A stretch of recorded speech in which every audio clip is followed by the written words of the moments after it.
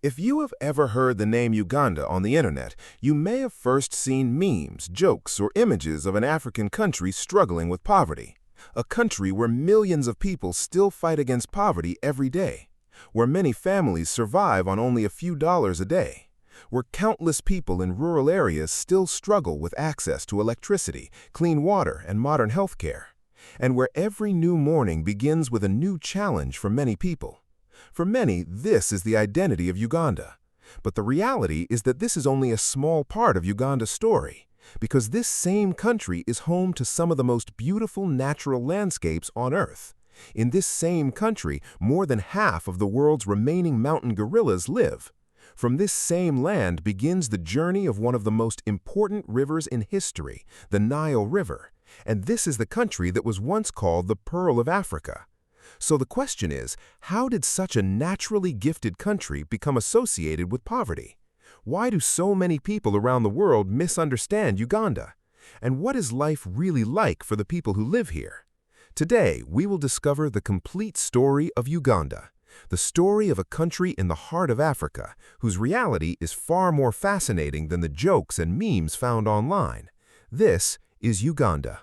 Located in East Africa, Uganda is a landlocked country surrounded by several nations. South Sudan lies to the north, Kenya to the east, the Democratic Republic of Congo to the west, and Tanzania and Rwanda to the south.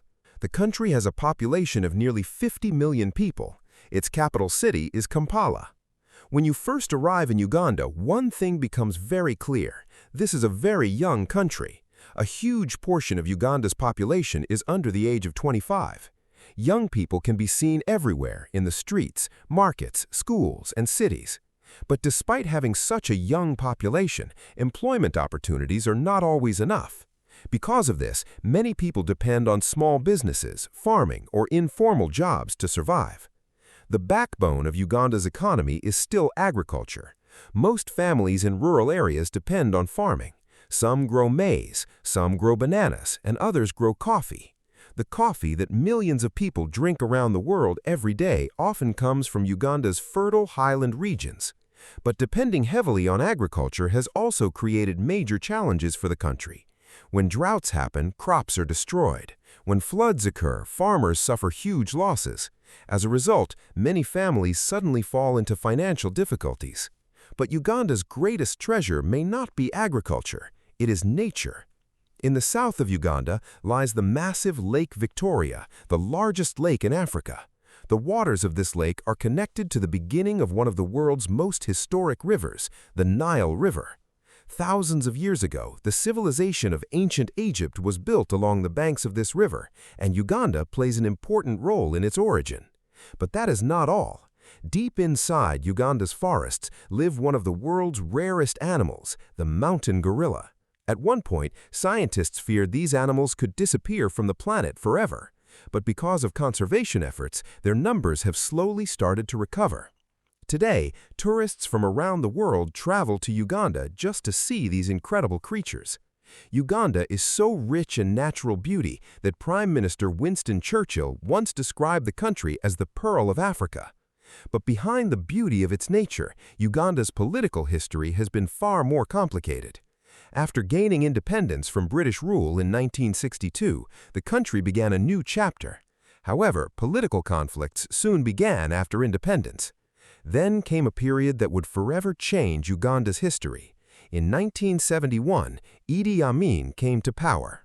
He became one of the most controversial leaders in world history. During his rule, thousands of people were believed to have been killed. Many families were forced to leave the country. Foreign investment declined, the economy became weaker, and Uganda's international reputation suffered greatly. The effects of that period can still be felt in some areas today.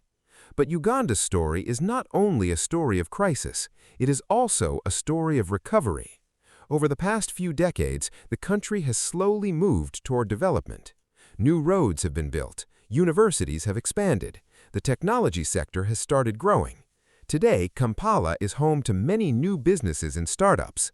However, the reality is that the benefits of development have not reached everyone equally. In many rural areas, people are still struggling with poverty. Many children walk long distances just to attend school. Many families struggle to afford health care. But the surprising thing is, even in the middle of these challenges, the people of Uganda have not lost their smiles. Many foreign visitors say that Ugandan people's kindness and hospitality are truly remarkable. Helping strangers, respecting guests, and having strong family bonds are important parts of the culture. More than 50 different ethnic groups live in Uganda.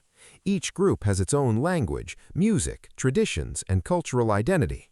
During festivals, villagers become full of traditional drums, dancing, and colorful clothing. This is another side of Uganda, a side that is often hidden behind poverty statistics. Modern Uganda is a country of contrasts. On one side, there is poverty. On the other side, there is a growing economy.